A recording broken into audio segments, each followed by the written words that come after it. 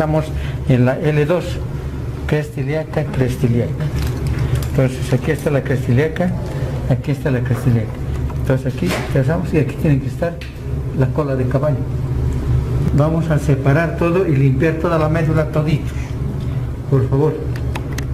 Ya, aquí entonces encontramos la dura madre cervical, la dura madre dorsal, lumbar, sacro y coxis, ¿no?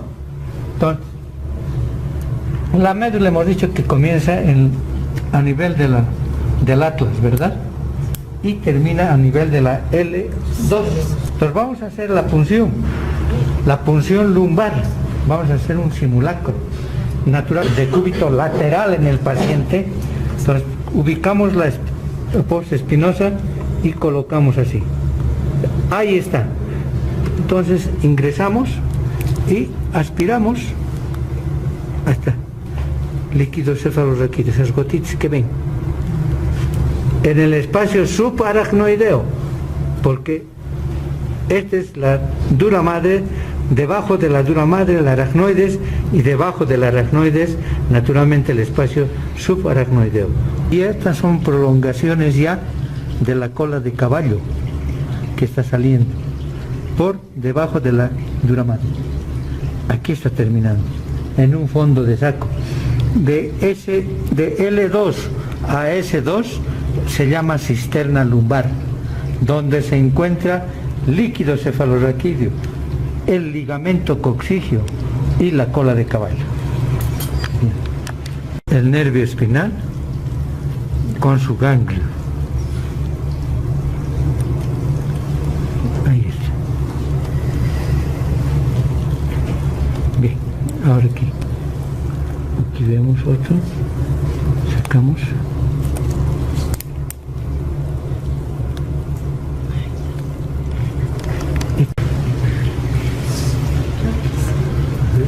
Hemos dicho que la médula se extiende desde la primera cervical hasta la segunda lumbar. Está cubierto de sus membranas. En este caso estamos viendo la paquimeninge o de la dura madre. Vamos a hacer un corte para ver la médula. El espacio por debajo de la dura madre, entonces se encuentra la aracnoides, y debajo de la aracnoides el espacio subaracnoideo. Y debajo la pía madre, y la pía madre que se encuentra unido al tejido nervioso. Entonces enseguida hacemos ese corte.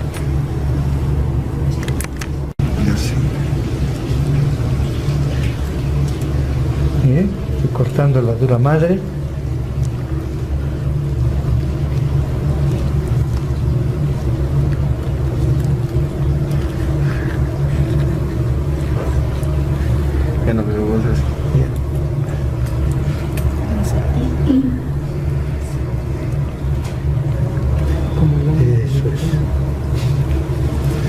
Ahora separamos, miren la dura madre, ahí está, estamos separando la dura madre y vemos aquí, esto es el cono terminal, este es el cono terminal, y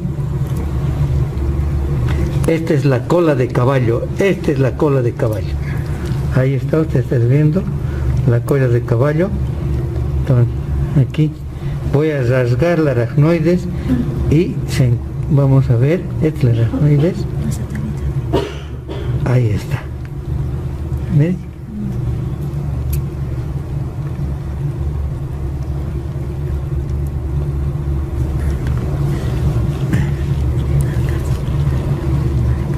Fíjense, eso, muy bien.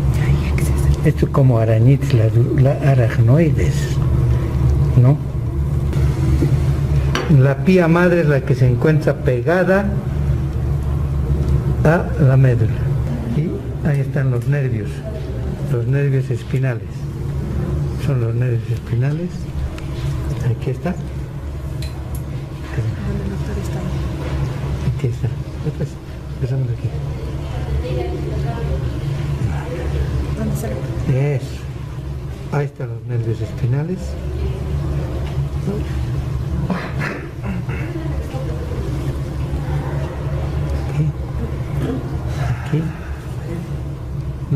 la raíz dorsal de los nervios espinales. Ahí está. Y fíjense, aquí,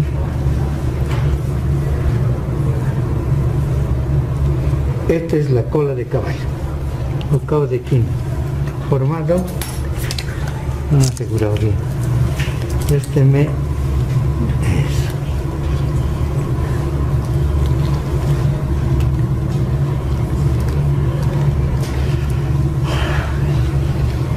Este es el filo terminal. Aquí está. Miren, vamos a ir al encuentro de el cono terminal. Como este es el filo terminal, la porción más caudal de la médula, la parte más rudimentaria ya, entonces rudimento de médula, y aquí vemos el cono terminal en forma de punta de lápiz, ¿verdad? Está terminando la médula y está rodeada de este filo terminal de la cola de caballo o cabo de quina.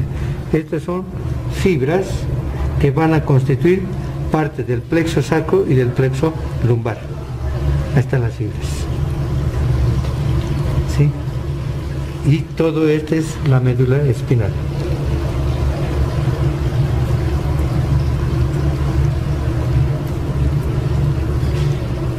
Estos son los ligamentos dentados, estos. Esto, que va de aquí, de un nervio al otro, que son nada más que dependencias de la pía madre, son verdaderos elementos de sujeción de la médula, los ligamentos dentados, estos, aquí. ¿Se ve bien, no es cierto? Como esto, que se extiende de un nervio al otro, y dependencia de la pía madre. Eso es lo que se ve. Y esta es la última porción ya y ustedes ven que hay una diferencia, que está el filo terminal.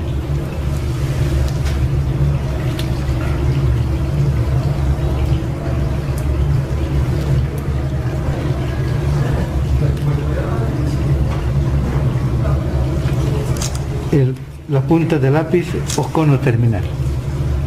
Todo esto se llama la cisterna lumbar, ¿no?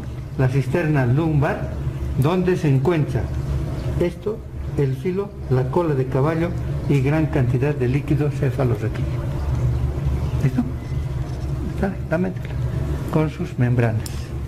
Y la médula se va a continuar por arriba con el tallo encefálico.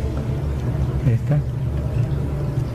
Aquí todavía se ve muy bien los ligamentos dentales. Estos son los nervios,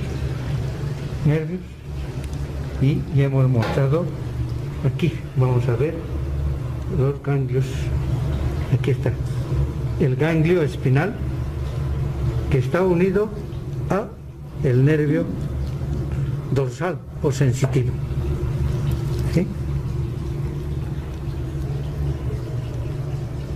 Aquí está. Fíjense, la rama dorsal y la rama ventral del nervio espinal. ¿Se ve? Rama ventral, esta, y la rama dorsal del nervio espinal.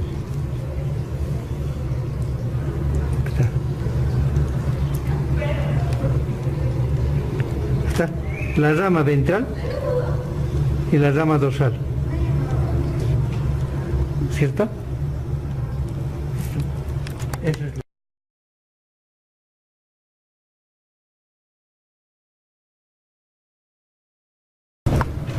Para hacer el estudio de la configuración interna de la médula, se tienen que realizar cortes a diferentes niveles. ¿Y qué es lo que vamos a encontrar en los cortes transversales de la médula espinal? Encontraremos una porción central gris, que es esta, y que tiene la forma más o menos de una mariposa, de dos comas o de dos vírgulas o comas unidas en su parte central. En la parte central encontramos el orificio ependimal. En esta porción gris en una asta anterior o motora, asta posterior o sensitiva y asta lateral o vegetativa. En estas astas encontramos una serie de núcleos en el asta motora y en el asta sensitiva. En el asta motora encontramos núcleos laterales, intermedios y mediales, que sirven para la inervación. Los mediales para el eje del cuerpo, el tronco. Las mediales, la parte lateral al tronco, y las laterales, que sirven para la inervación de los miembros apendiculares, es decir, la porción distal de los miembros apendiculares. Aquí encontramos también una división. Vemos en números, es lo que se llama la laminación de Rexed. Esta laminación es de tipo funcional. Del 1 al sexto se encuentran en la porción sensitiva. Del 7, 8, 9, 10 corresponden a la porción motora. El 10 se encuentra cerca del epéndimo, por eso se llama paraependimaria. En la asta posterior encontramos también una serie de núcleos que van a recibir la sensibilidad térmica, analgésica, protopática, y que se dirigirán a los centros superiores. En la porción posterior, en la porción blanca, se encontrarán dos núcleos importantes, que son el gracilis y el cuneatus.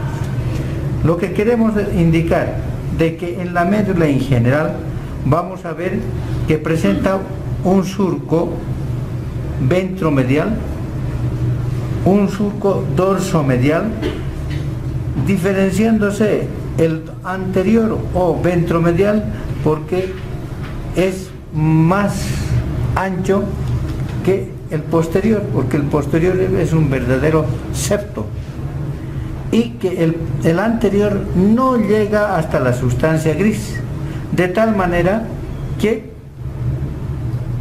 el cordón anterior del derecho y el izquierdo se comunican a través de esta comisura, la comisura blanca anterior. Existiendo un surco ventrolateral o motor, un surco dorso lateral o sensitivo, vemos que la médula se encuentra dividida en funículos o cordones: el cordón anterior, el cordón lateral y el cordón posterior. Otros autores consideran a uno solo este cordón, el anterolateral, y independiente del cordón posterior o cordón dorsal. En la porción superior del cordón dorsal o posterior se encuentra un surco paramedio posterior que divide el posterior en dos porciones, uno que es el gracil y el otro el cuneatus. Estos dos fascículos o cordones se dirigirán a la parte superior de la médula, o sea, la parte inferior del bulbo, y terminarán en dos núcleos importantes: el núcleo gracil y el núcleo cuneatus, de donde saldrán fibras que se cruzarán y se producirá el entrecruzamiento sensitivo para formar la cinta o lemnisco medial, que lleva la sensibilidad profunda, consciente, epicrítica, discriminativa. Haciendo un resumen de la médula, de la configuración externa e interna de la médula, vemos entonces un surco anterior ventral, un surco posterior dorsal, un surco paramedio ventral o ventrolateral o motor, porque por ahí salen las fibras motoras, un surco dorso lateral o sensitivo, porque por ahí tienen que ingresar al asta posterior fibras sensitivas. La porción periférica de la médula, o lateral si ustedes quieren, o anterolateral a la sustancia gris, está formada por estos funículos: el funículo anterior, funículo lateral y funículo posterior. En las astas anterior, posterior y medial se encuentran núcleos importantes para la inervación muscular. En la porción blanca de la médula se encuentran fibras mielínicas que formarán verdaderos tractos ascendentes o tractos descendentes, como veremos posteriormente. En el asta anterior encontramos dos porciones, la cabeza y la base. En el asta posterior, tres porciones: una porción afilada, que es la cabeza, una porción estrecha, que es el istmo o cuello, y una porción basal o la base. ¿Sí? Y entre el asta anterior y el asta posterior encontramos el asta lateral. Estas astas, en la región del tallo encefálico o en el bulbo, se fragmentarán y producirán la decusación motora, la decusación sensitiva, de tal forma que en el tronco estas formarán los núcleos, el asta anterior, los núcleos motores de los pares craneales. Esta porción sensitiva, la porción o núcleo motor sensitivo de los pares craneales, y esta porción intermedia entre el asta anterior y el asta posterior, que es el asta lateral, formarán la porción vegetativa de los pares craneales. Bien, una vez indicada estas características, vamos a sacar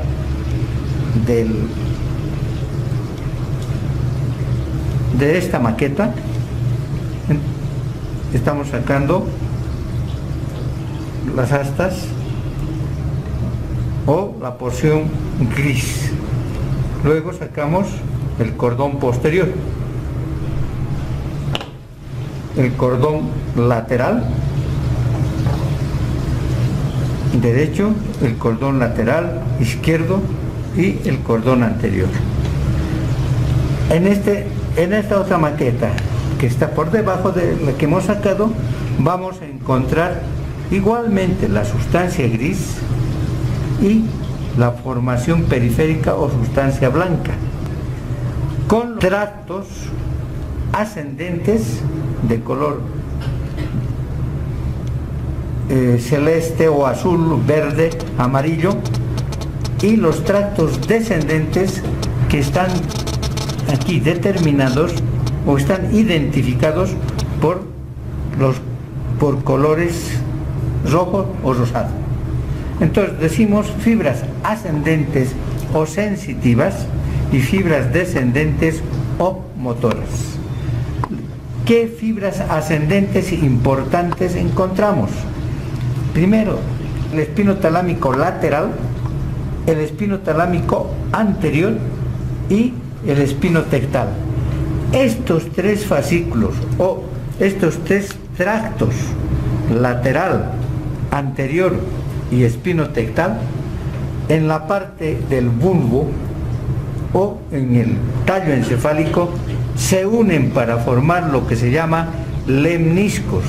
Lemniscos son cintas que se caracterizan o que se forman por la unión de los tractos. Por lo tanto, el lemnisco espinal está constituido por este tracto: el espino talámico lateral, el espino talámico anterior y el espino tectal. ¿Qué sensibilidad recoge este tracto? La sensibilidad termoalgésica, o sea, la temperatura y el dolor.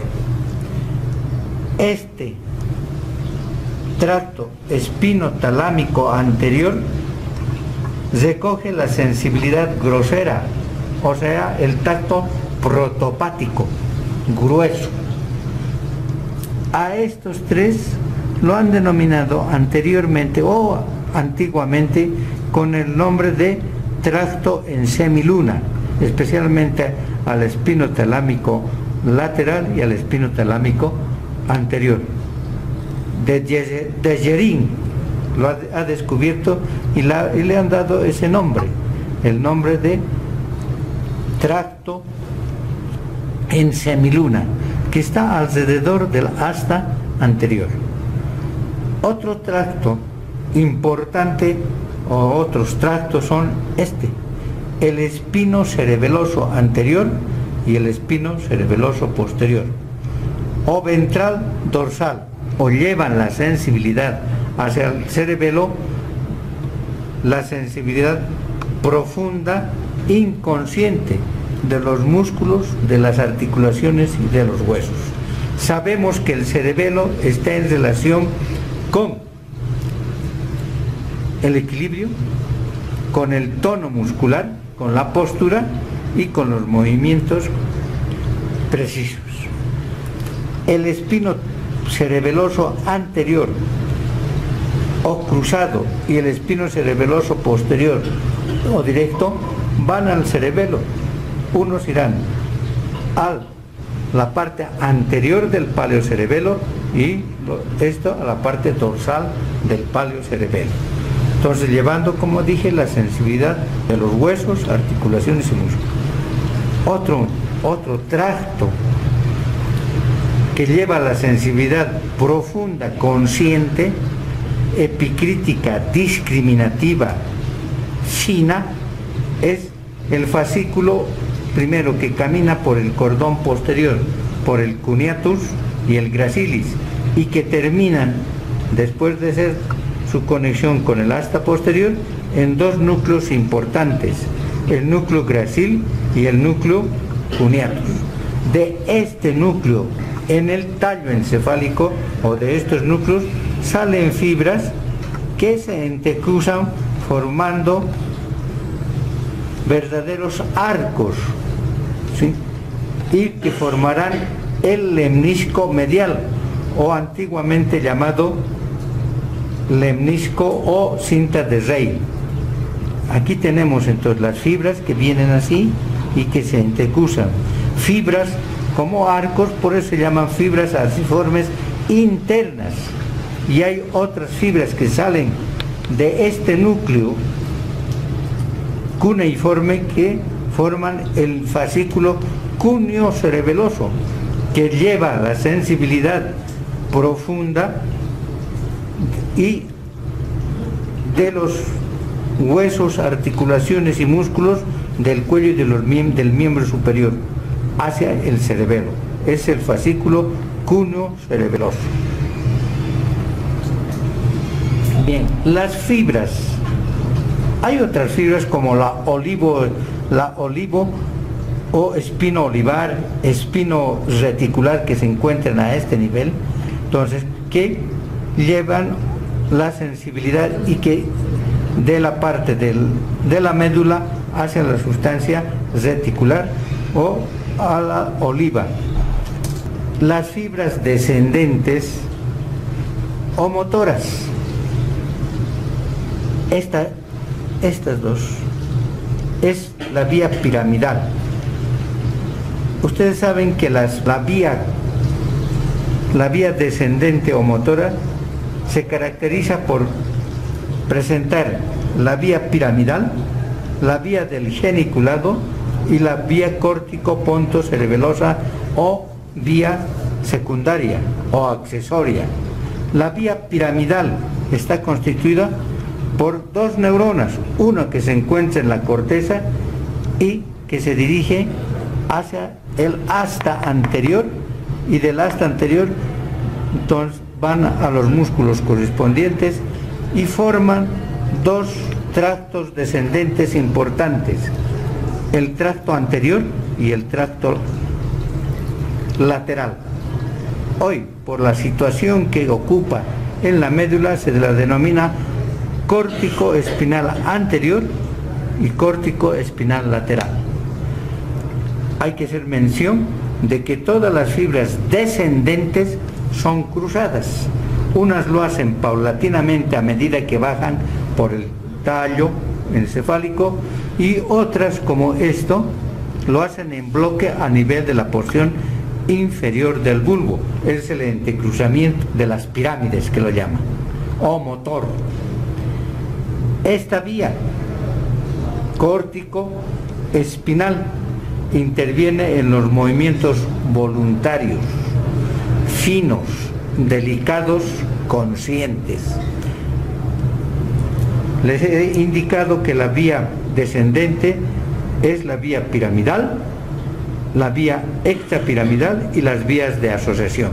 La vía piramidal comprende el piramidal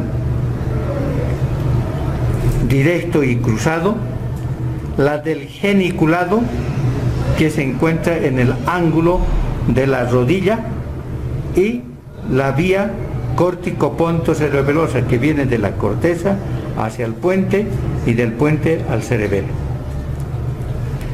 Otras vías que hemos encontrado son las vías extrapiramidales, como que se originan ya no en el área 4, sino en el lóbulo frontal, en el lóbulo parietal, en el lóbulo occipital y en el lóbulo temporal. Aquí tenemos un ósculo, o este tracto más que todo, el tracto prepiramidal o rubro espinal, porque viene del núcleo rojo hacia la parte lateral de la médula por delante del piramidal cruzado. Tenemos otro retículo espinal, porque viene de la sustancia reticular a la parte lateral y otro a la parte anterior de la médula espinal. Estos retículos espinales, y como los vestíbulos espinales, se caracterizan porque están en relación con la vía extrapiramidal.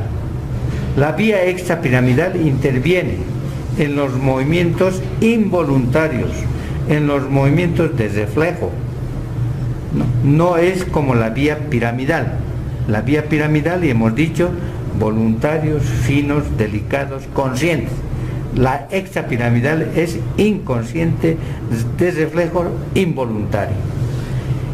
El niño nace con vía refleja, a medida que va pasando el tiempo, se va mielinizando, se va piramidalizando, de tal manera que sus actos se hacen cada vez más conscientes.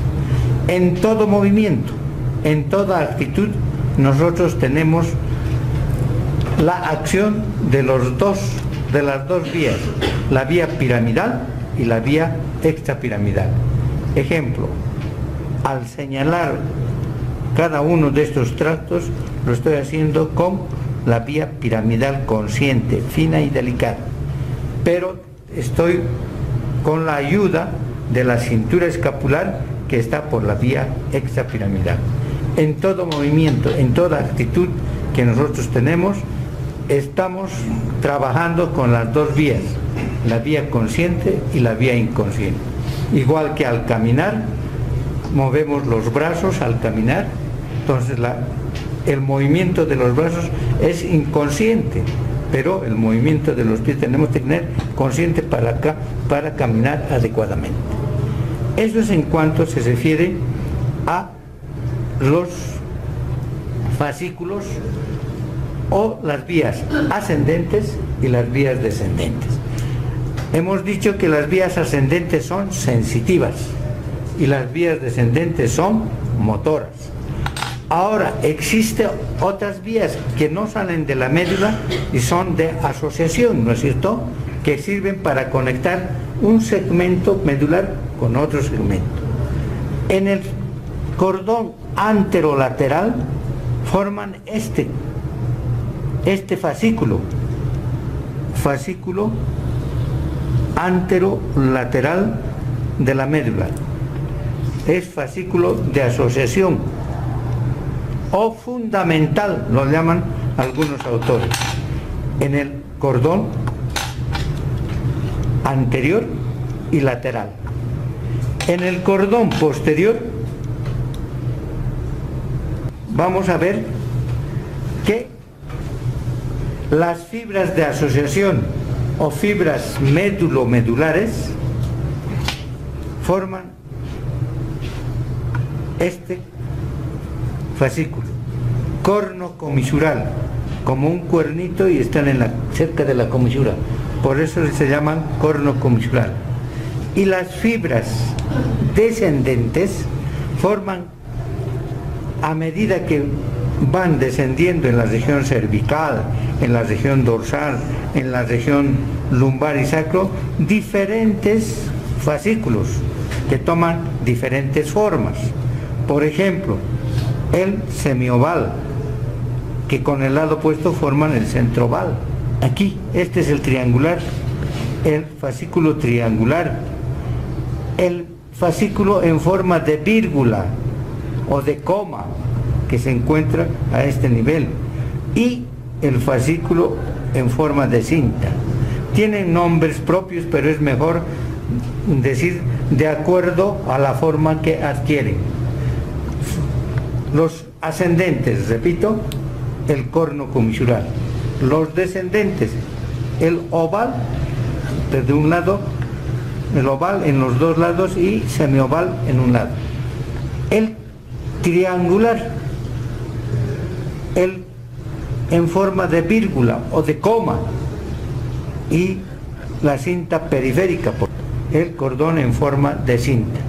Esos son los fascículos ascendentes y descendentes de asociación, mientras que, como hemos dicho, en el cordón anterolateral, el fascículo restante o fundamental de la médula espinal.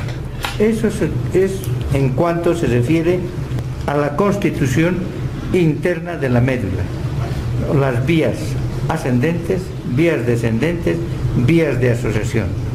Además que hemos hablado de las astas motoras, asta sensitiva, asta vegetativa, los surcos que divide a la médula, el cordón o funículo posterior, el funículo lateral y el funículo anterior. Todo esto, naturalmente, como les hemos mostrado en la preparación, tiene que estar toda la médula que se extiende del atlas hasta la L2 y cubierta naturalmente por la meninge, la dura madre y la aracnoides. Entonces tiene que estar desde la parte superior hasta la S sacra 2. Ahí es donde termina la dura madre, pero la médula en sí comienza en el atlas y termina en la L2, y de la L2 a la S2 se encuentra, hemos dicho, hemos hecho la punción lumbar, se encuentra la cisterna lumbar, donde se encuentra líquido cefalorraquídeo con la caudequina y el filo terminal. En la parte media del filo terminal también hemos hablado que se encuentra una dilatación, que es el quinto ventrículo o ventrículo, que lo llaman los antiguos ventrículo de Crane. Eso es todo.